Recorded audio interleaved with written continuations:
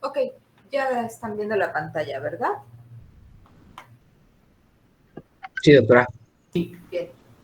Bueno, hoy vamos a iniciar mama, doctores. Va a ser el último tema que veamos en el semestre y entonces sería la última parte de la cual haríamos el segundo examen. ¿De acuerdo? Perfecto, muchas gracias. O quieren quieren que la segunda parte sea ganglio y mama. O solo mama. Sí, ¿Lo platican y me avisas? sí, doctora, muchas gracias.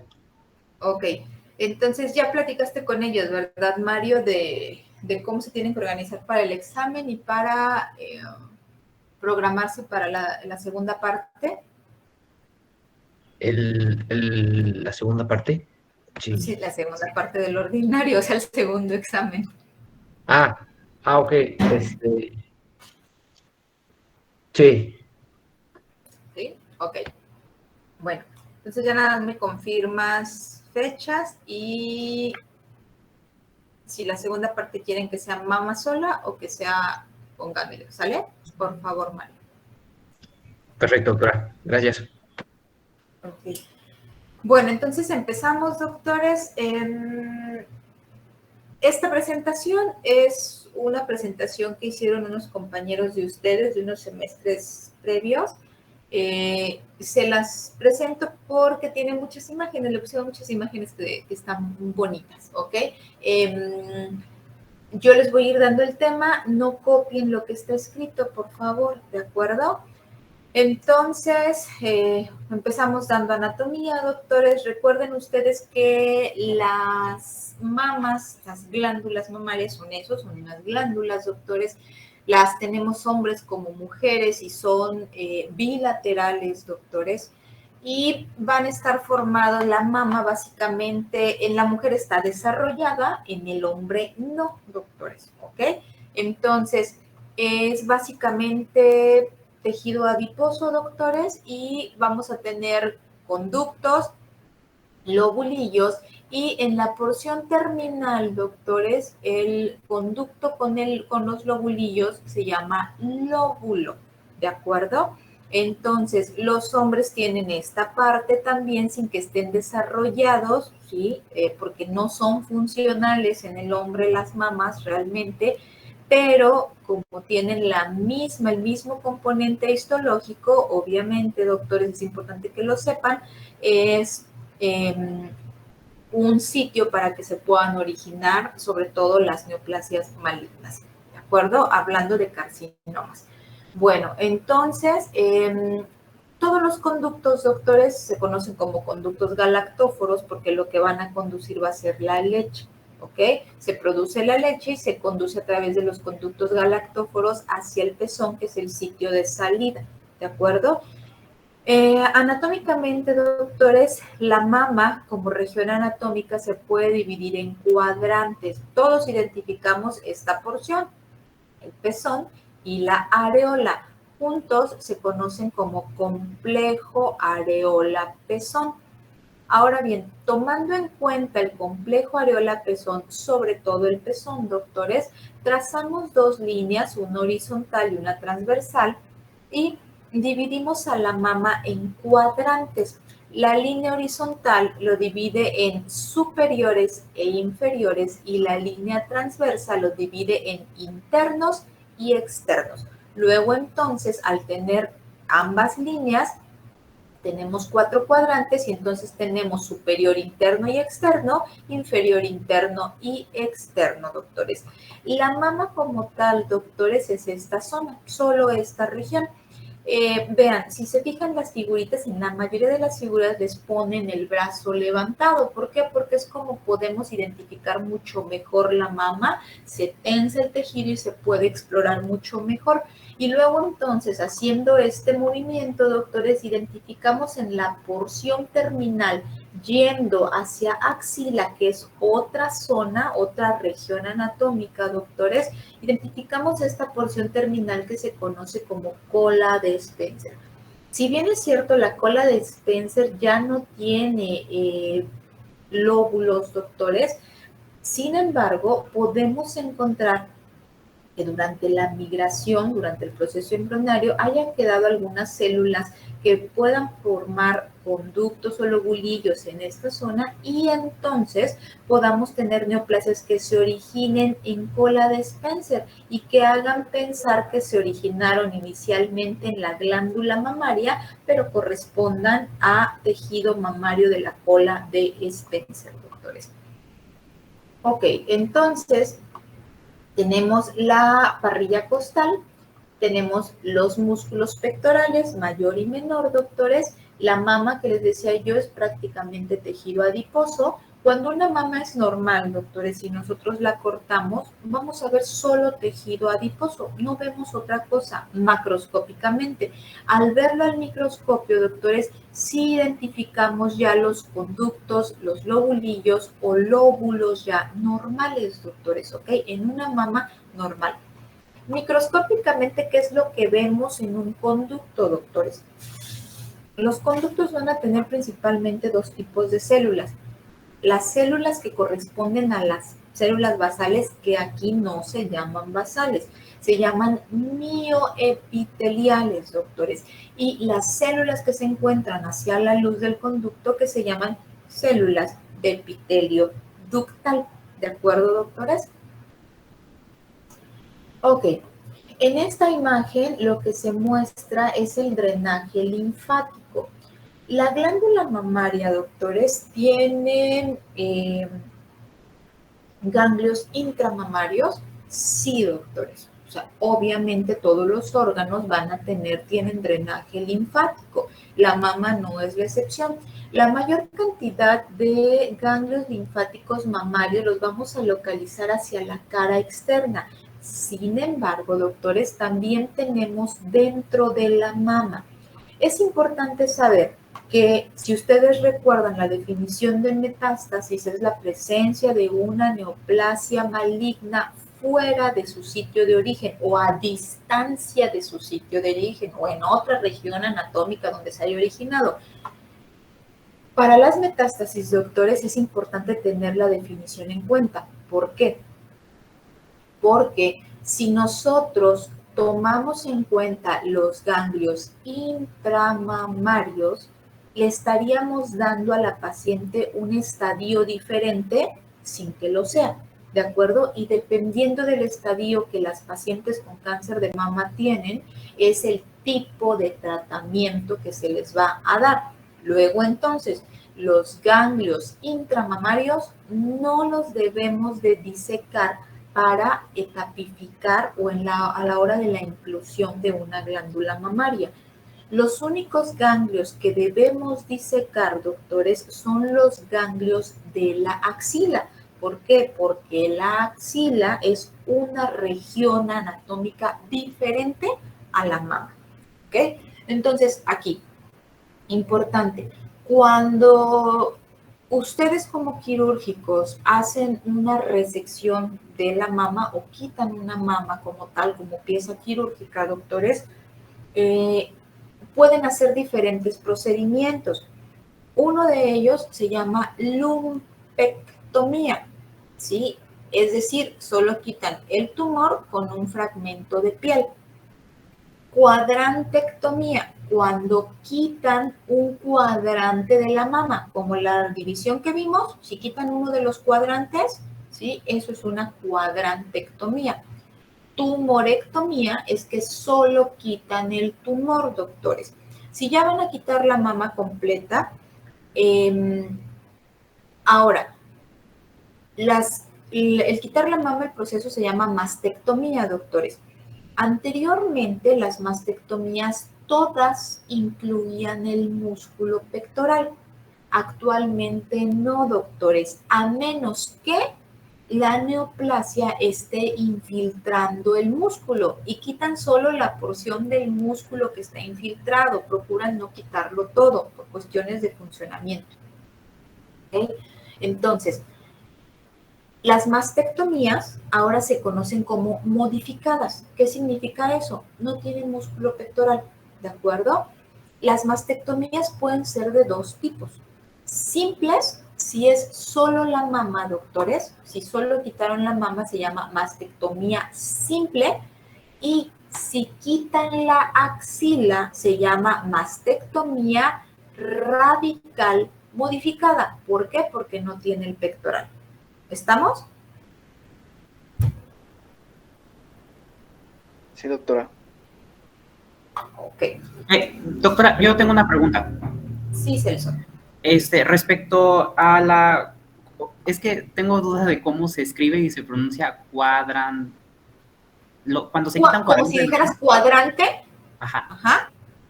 Si ves que dices cuadrante, ahora le pones una C de casa, tomía. Cuadrantectomía. Ah, vale, gracias. Uh-huh. ¿Alguien más?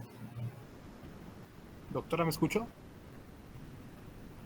¿Qué pasó, Emiliano?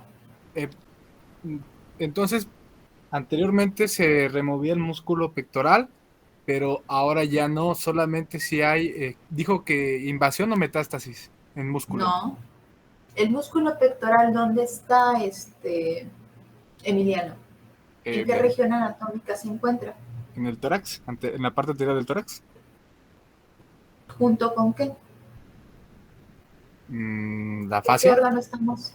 ¿De qué región anatómica estamos hablando específicamente?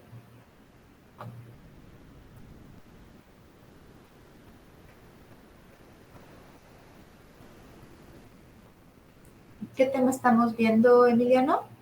Glándula mamaria. Ok, estamos viendo mama. Entonces, el pectoral es básicamente posterior a la mama. ¿Ok? Entonces, no puedes decir que es una metástasis porque estás en el mismo sitio anatómico. Una metástasis, repítame la definición de metástasis, Emiliano, por favor. Es la presencia de células neoplásicas fuera de su origen. No, fuera de su origen, no. Te falta una palabra. Fuera de su sitio de origen, ¿no? Fuera de su sitio de origen, ¿ok? Tienes que decir una metástasis, doctores, o sea, tenemos que ver las células neoplásicas fuera del lugar donde se originaron, ¿ok? Les explicaba hoy, por ejemplo, a sus compañeras que rotaron. Las neoplasias, doctores, por ejemplo, como en el caso de la mama o en el caso de tiroides, si nosotros vemos, por ejemplo, esta mama, si la neoplasia se origina en este cuadrante, ¿sí? Y nada más hay neoplasia ahí, decimos en qué sitio se originó. Localización, cuadrante superior interno. Pero si nosotros en este mismo cuadrante vemos 3 nódulos, en este mismo cuadrante, a eso se le llama multicéntrico. O sea, es el mismo, multifocal. Es el mismo lugar, pero tiene varios focos neoplásicos, pero en el mismo sitio, en el mismo cuadrante. Si vemos que tiene neoplasia aquí, neoplasia acá, o sea, que abarca más de 2 cuadrantes, eso se llama multicéntrico, ¿de acuerdo? Pero si estamos hablando que la neoplasia se originó aquí como tal, como sitio anatómico, y el pectoral está en el mismo sitio anatómico, eso no puede ser una metástasis porque estamos en el mismo lugar. ¿Sí, Emiliano? Muy bien, sí. Lo único que pasa es que si la neoplasia empezó aquí, creció de más y se extendió, y a eso le llamamos infiltración. Cuando es por contigüidad, se llama infiltración en el caso de los carcinomas, ¿de acuerdo?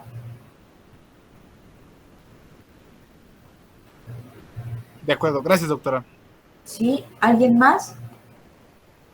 Doctora, ¿qué había mencionado que era la lumpectomía? Quitas el tumor, pero te llevas un fragmento de piel. La tumorectomía es solo el tumor. ¿ok? La lumpectomía te llevas el tumor y un fragmento de piel. Gracias. ¿Sí? ¿Alguien más? Doctora, una duda. ¿Lo de la tumorectomía sería lo de biopsia excisional o son cosas diferentes? Sí, pero en mama es una biopsia excisional, sí, pero en mama no se le llama así, en mama se le prefiere llamar tumorectomía, ¿de acuerdo? Entonces, cuando vimos tipos, bueno, no es cierto, con ustedes no vi tipos de biopsia, se lo vieron con el doctor Villegas. Cuando se les da o cuando les damos la clase de tipo de biopsia es para que ustedes más o menos puedan hacer la diferencia o distinguir qué tipos de estudios se pueden hacer. Obviamente ya cuando ustedes lleguen a la parte de cirugía o con cada una de las materias que van a ir tomando ya de las clínicas, la parte quirúrgica, doctores, se van a ir dando cuenta que a lo que sería algo excisional le dan un nombre especial dependiendo de la región anatómica donde se encuentran, ¿de acuerdo? Muchas de las biopsias excisionales, doctores, o de lo que nosotros llamamos biopsias excisionales, terminan siendo resecciones. ¿Sí? Sí, doctora, gracias. Y ya van, dependiendo de la materia en la que vayan, otorrino, oftalmo, onco, van a ir viendo cómo se les da nombres diferentes y ya nada más para que ustedes puedan identificar y digan, bueno, esta era una biopsia incisional, esto es una biopsia excisional. ¿Por qué? Porque estamos quitando toda la lesión, estamos dejando márgenes libres. ¿Alguien más, doctores?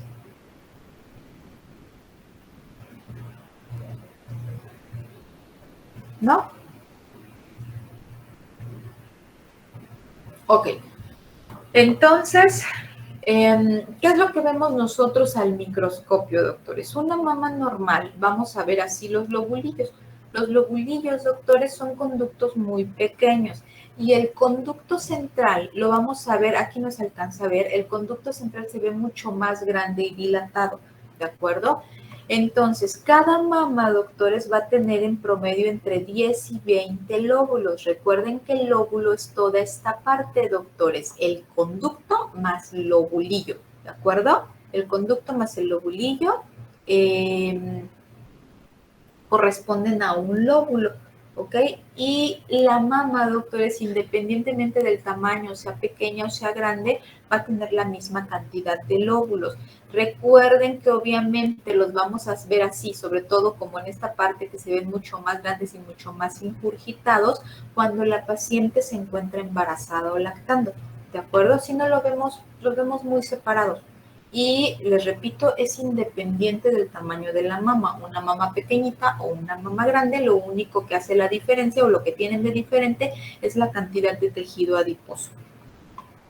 Ok, entonces, esta es una imagen de cómo es la representación anatómica de un conducto. ¿Okay? La célula mioepitelial es esta, ¿sí? La célula rosita que ustedes ven en contacto con la pared del conducto. Y las células que se encuentran hacia la luz, doctores, corresponden a las células del epitelio ductal. Ok, esto es como veríamos un lóbulo al corte histológico, doctores. El conducto central y los lobulillos, todos estos conductitos o glándulas, doctores, que se encuentran alrededor de este conducto. ¿Ok? Este es el conducto, estos son los lobulillos, todos y cada uno de ellos son los lobulillos y juntos forman el lóbulo. Luego entonces, si solamente vemos que tiene conductos y tiene lobulillos, las neoplasias malignas solamente se pueden originar de dos lugares, doctores, de los conductos y de los lobulillos. Y entonces así es como se llaman: carcinoma ductal y carcinoma lobulillar. Ok. En estas imágenes, doctores, vemos una mama normal. Esta es una tinción de inmunohistoquímica donde lo que están tiñendo son las células mioepiteliales, doctores, ¿ok? Una mama normal la vemos así, con los conductitos, doctores, las luces de los conductos son muy pequeñas. Cuando la mujer se encuentra embarazada o está lactando, la diferencia es que los conductos van a estar dilatados, doctores. Los conductos y los lobulillos están dilatados porque están llenos de leche, están ocupados por leche. Y entonces los ven más grandes con este contenido en su luz. Si se fijan aquí, las luces se ven blancas porque no tienen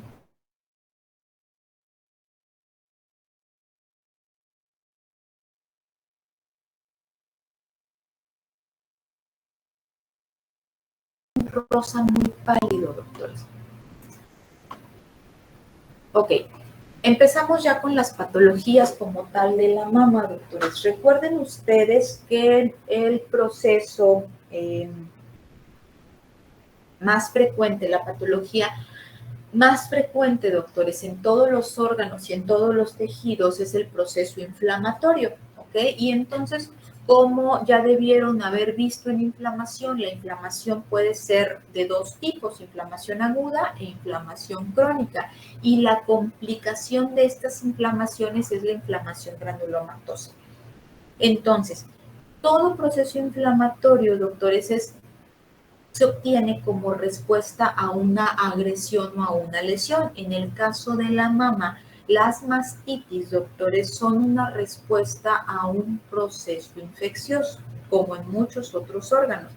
Luego, entonces, dependiendo del tiempo de evolución y del tipo de infiltrado inflamatorio que nosotros vemos al microscopio, doctores, las mastitis se clasifican como agudas y crónicas inicialmente, ¿ok? La granulomatosa la hablamos aparte porque es una mastitis especial, el tratamiento es diferente, doctores. En el caso de la mastitis, bueno, como son inflamaciones, como son procesos inflamatorios, doctores, clínicamente ustedes van a ver a la paciente con todos los datos clínicos de la inflamación, doctores, ¿de acuerdo? Con la diferencia de que en mama se va a agregar descarga por el pezón. La mayoría de las mastitis, doctores, se van a presentar con descarga a través del pezón y la paciente les puede referir que la descarga que tiene es de color blanco o que es amarillenta o que es verde o que es como si fuera gris, como si fuera pus, así se los van a referir las pacientes. Y eso es habitualmente algo que se ve en los procesos inflamatorios. La forma o cuando ya se preocupan o se deberían de preocupar ustedes es cuando la descarga es sanguinolenta, es decir, que tiene un tinte hemático, doctores. Habitualmente cuando tiene un tinte hemático está asociado a formación de papilomas o carcinomas, ¿ok? Bueno, entonces si nosotros vemos un infiltrado inflamatorio en los conductos con predominio de neutrófilos, doctores, eso se llama mastitis aguda. Si el infiltrado inflamatorio, doctores, tiene predominio de linfocitos, macrófagos o pocas veces llegamos a ver alguna célula plasmática, doctores, corresponde a una mastitis crónica. Sobre todo lo que vemos es combinación de linfocitos y de macrófagos, doctores. Que, por ejemplo, estos son conductos, doctores, ¿de acuerdo? Aquí están los conductitos y vean, en el espacio entre ellos vemos estas celulitas que son polimorfonucleares y corresponden a neutrófilos. Y la luz de los conductos tiene igualmente polimorfonucleares, doctores, del tipo de neutrófilos, ¿ok? Entonces, esto es una mastitis aguda. En la mastitis crónica, les decía yo, lo que vamos a ver es infiltrado inflamatorio de linfocitos y de macrófagos porque son las células de la inflamación crónica. Ok. La otra mastitis, el tercer tipo de mastitis, hay muchas más mastitis, doctor. Hay muchos más tipos de mastitis. Ustedes ya debieron haberlo leído en el libro. Les menciono eso porque son las comunes, aguda y crónica, doctores, y esta porque requiere una mención especial. ¿Por qué? Porque clínicamente, doctores, una mastitis granulomatosa, una mastitis crónica granulomatosa, doctores, clínicamente puede simular un carcinoma, ¿ok? Existe un carcinoma que clínicamente se conoce como inflamatorio, carcinoma inflamatorio. ¿Por qué? Porque da este aspecto a la mama, doctores. Las mamas son eritematosas, con áreas aumentadas de consistencia y que puede tener retracción del pezón, la piel en naranja y todas las características clínicas, doctores. Pero cuando nosotros vemos el corte al microscopio, doctores, vemos que corresponde a conductos, doctores, que están rotos y que han extravasado su contenido. Y entonces vemos que puede haber inflamación mixta, pero vemos formación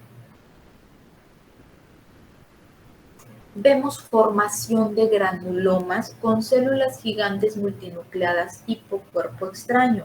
Los granulomas que se forman en la mastitis granulomatosa, doctores, son granulomas no caseificantes. ¿Por qué? Porque si son granulomas caseificantes, como ustedes ya vieron en inflamación, hablamos automáticamente de que eso es una tuberculosis. Sucede muy a menudo que los clínicos, doctores, cuando les damos el nombre de mastitis granulomatosa, ellos sospechan que pudiera ser una tuberculosis. La tuberculosis en mama no es tan frecuente, doctores, representa menos del 1% del total de las mastitis que se puedan ver. Cuando nosotros hablamos de mastitis granulomatosa, es un proceso que habitualmente está asociado con la ruptura de un conducto por un proceso inflamatorio previo, doctores. En pocos casos van a estar asociados con alguna enfermedad autoinmune. En realidad lo que sucede es que es una respuesta por destrucción de conductos, doctores. Las pacientes con una mastitis granulomatosa, en pacientes con mastitis aguda y crónica, ustedes les dan un antibiótico y les dan un antiinflamatorio y la paciente va a responder bien. Al cabo de 2-3 semanas, la paciente va a estar mucho mejor, doctores. Una paciente con una mastitis granulomatosa, ustedes le dan este tratamiento y la paciente no va a tener mejoría, doctores. No remiten ni siquiera los datos clínicos de inflamación. La paciente incluso empeora, doctores. Entonces, el tratamiento, el diagnóstico de mastitis granulomatosa es imperante realizarlo al microscopio. ¿Por qué? Porque el tratamiento para estas pacientes es con esteroides, doctores. Entonces, mientras que en las pacientes con mastitis aguda y mastitis crónica, el tratamiento es un antiinflamatorio no esteroideo, doctores, en las pacientes con mastitis granulomatosa, el tratamiento debe hacerse con esteroides. Y el tratamiento es prolongado, doctores. Las pacientes requieren tratamiento por periodos largos de tiempo y ni siquiera van a remitir por completo. Cuando ustedes notan que la paciente ya empieza a tener mejoría, es tiempo de que la sometan a resección quirúrgica. Tienen que ir y quitarle la zona que ustedes ven que tiene lesión. Y se envía a patología y les tenemos que reportar en las mastitis granulomatosas cómo están los límites quirúrgicos, a pesar de ser una lesión benigna. ¿Por qué? Porque si en los límites quirúrgicos continúa teniendo formación de granulomas, doctores, el tejido sano cercano va a continuar haciendo granulomas, doctores. Entonces, las pacientes que tienen una mastitis granulomatosa se someten a cirugía y se les tienen que quitar los cuadrantes o los sitios, hacerles lumpectomías de las zonas donde están afectadas, doctores, y terminan quedando las pacientes con algunas mamas poco estéticas, doctores, porque las resecciones son muy, muy amplias. ¿Dudas o preguntas, doctores?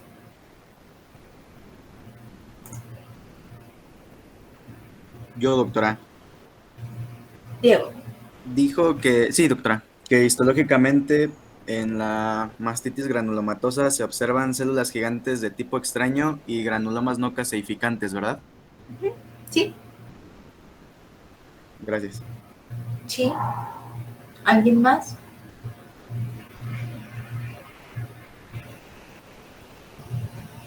Sí, yo, doctora, Celso. Celso. O sea, primero a la paciente con mastitis granulomatosa, bueno, obviamente después del diagnóstico, se le da el tratamiento con esteroides. Sí. Después le hacemos resección quirúrgica para valorar los límites quirúrgicos. Y ver que haya remitido el proceso inflamatorio. Ah, perfecto, doctor. Gracias. Sí. ¿Alguien más?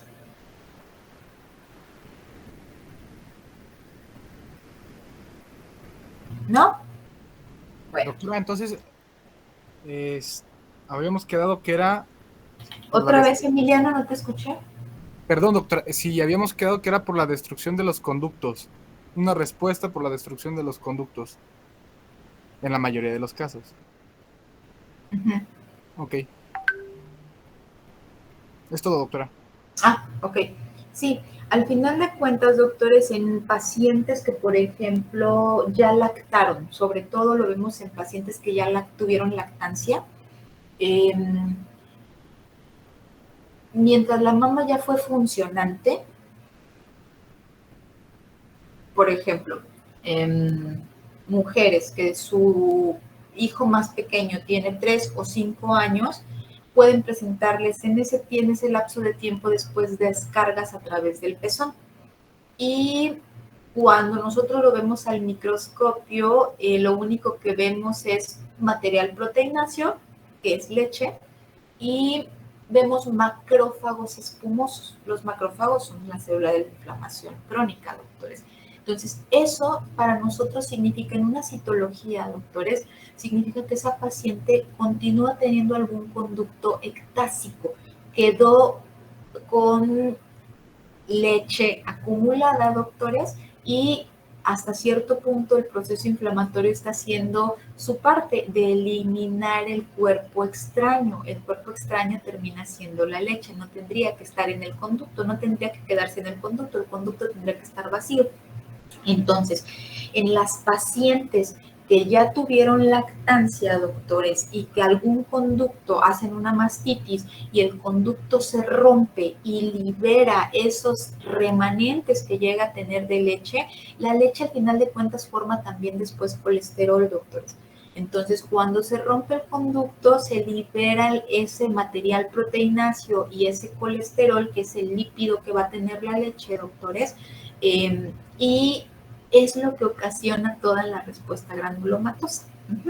Entonces, de hecho hay artículos escritos que dicen que es una enfermedad autoinmune. ¿Puede ser una enfermedad autoinmune? Sí. En la minoría de los casos, doctores. Tendríamos que tener pacientes que tuvieran enfermedad granulomatosa, que tuvieran antecedentes de artritis reumatoide o de lupus eritematoso. Solo si tenemos el antecedente de la paciente y que al ver al microscopio nosotros no veamos otra causa aparente de la formación de los granulomas. ¿Okay? Cuando es por un proceso inflamatorio, doctores, nosotros lo vemos al microscopio. Encontramos muchas veces el cuerpo extraño, es decir, el material, la ruptura del conducto, la vemos. Pero hay pacientes en las que podemos ver los granulomas y no vemos ninguna causa, y si nos ponemos a investigar, o si ustedes nos dan la información, es una paciente que puede tener una artritis reumatoide y un lupus eritematoso. Pero, por ejemplo, ¿cuántas personas realmente tienen alguna de estas dos patologías, que son las enfermedades autoinmunes que se pueden asociar con enfermedad, con mastitis granulomatosa? Si nosotros hacemos un conteo de ustedes, o sea, de nosotros, los que estamos ahorita en la reunión, creo que nadie tiene alguna de estas dos enfermedades, ¿o sí?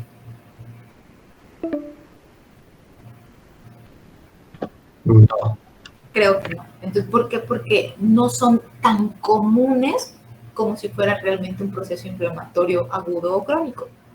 Entonces, ¿hay artículos publicados? Sí. ¿Puede haber pacientes? Sí. Son la minoría. ¿De acuerdo? Ok. ¿Sí, Emiliano? Muy bien, doctora. Gracias. Qué ¿Sí? amable. ¿Alguien más?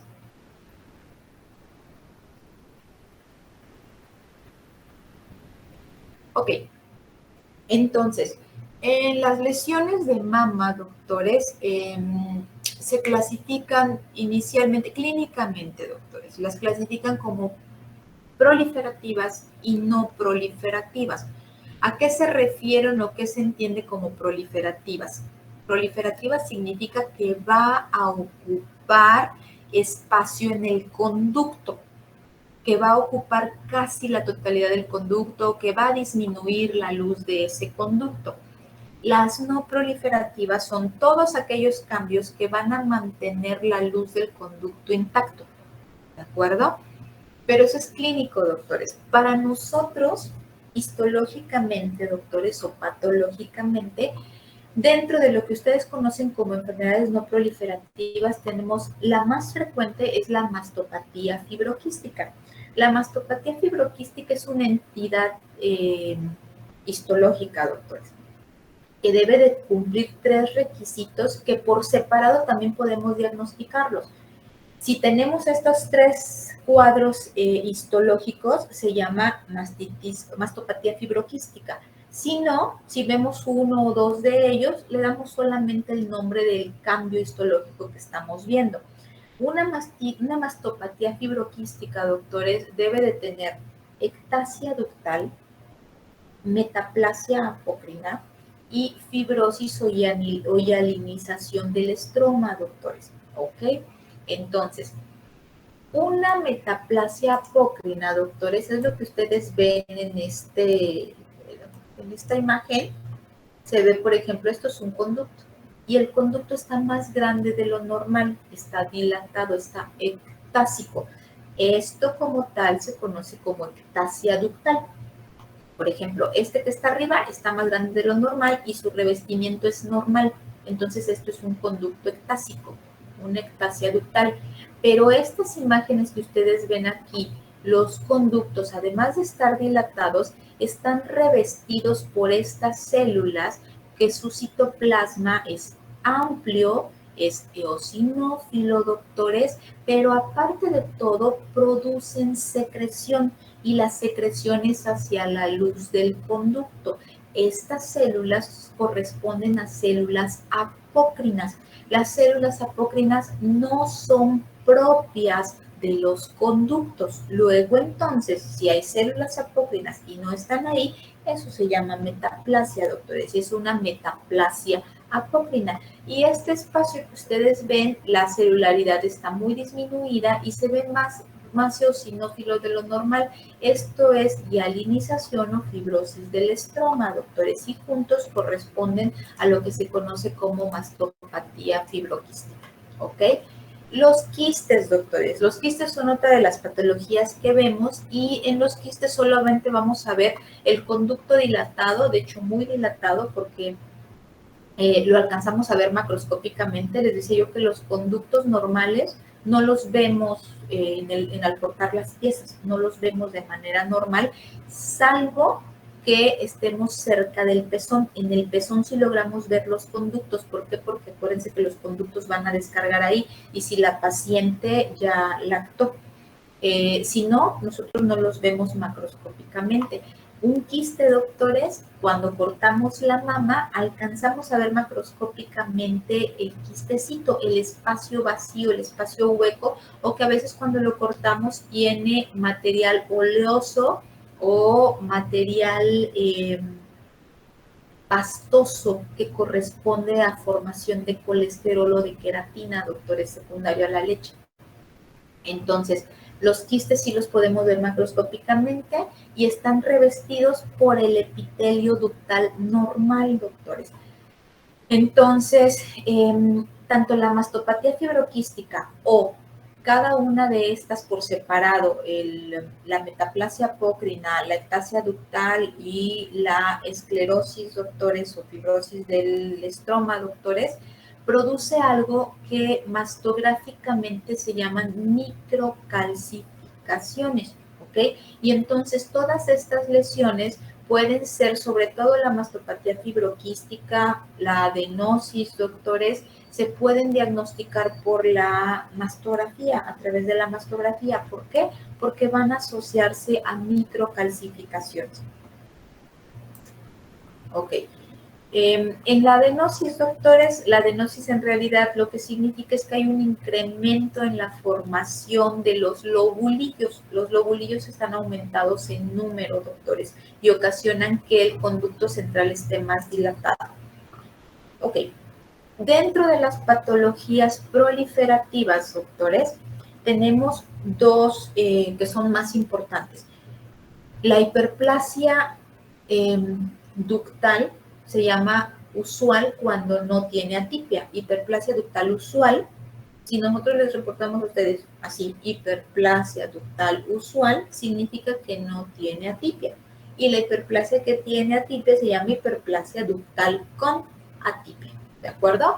Entonces, en la hiperplasia ductal usual, esto es un conducto normal. Y les decía yo, vamos a tener solamente dos células o dos tipos de células en el conducto. Las células miopiteliales que habitualmente se ven muy pocas veces, doctores, en el conducto, y las que van a predominar son las células del epitelio ductal. Este es un conducto con hiperplasia. Si ustedes recuerdan su definición de hiperplasia, doctores, se cumple aquí. Hay un mayor número de células, doctores. ¿Cómo es que nosotros vemos histológicamente la diferencia entre una hiperplasia ductal usual y una hiperplasia ductal con atipia? En la hiperplasia ductal usual, doctores, las células epiteliales o del epitelio ductal tienen variación entre ellas, se ven diferentes, doctores, tienden a verse diferentes entre una y otra, algunas se ven más pequeñitas, otras se ven más grandes, y los espacios que dejan entre ellas los vemos plegados, alargaditos. Es como si ustedes vieran la liga de cubrebocas, ¿ok? Si está suavecita, ¿sí? Yo la puedo doblar y darle la forma que se me ocurra, ¿no? Pero ¿qué pasa si esta no fuera una liga y fuera un alambre? Estaría rígida y entonces me costaría más trabajo deformarla y se mantendría así, en una forma, sin moverse, ¿ok? Con esas características nosotros podemos diferenciar una hiperplasia ductal usual y una hiperplasia ductal con atipia. La hiperplasia ductal usual, los espacios que forma son espacios que cambian de su forma, cambian la forma, doctores. Mientras que en la hiperplasia ductal con atipia, doctores, las células se ven iguales todas. De hecho, el término que utilizamos son monótonas, es decir, son igualitas. Todas las células entre ellas son, citológicamente se ven benignas, doctores, pero nos hace sospechar que tienen atipia porque son muy parecidas entre ellas. Y además, doctores, los espacios que dejan entre ellas son espacios rígidos. ¿Qué significa? Se ven redonditos, doctores. Entonces, cuando nosotros vemos un conducto con un aumento en el número de células, que las células se ven muy iguales entre ellas y que los espacios que dejan entre esas células se ven rígidos, eso es una hiperplasia ductal con atipia, ¿ok? Ojo, tenemos conductos y tenemos lobulillos. Entonces, si la hiperplasia se dio en un conducto, la hiperplasia se llama ductal con atipia. Pero si la hiperplasia se dio en el lobulillo, se llama neoplasia lobulillar. No hiperplasia, doctores, se llama neoplasia lobulillar. Dentro de la neoplasia lobulillar quedó agrupada la hiperplasia y el carcinoma in situ. ¿Ok? En esta imagen... Doctora, sí, Mario. perdón, ya se va a cerrar, creo, otra sesión. Sí, por favor.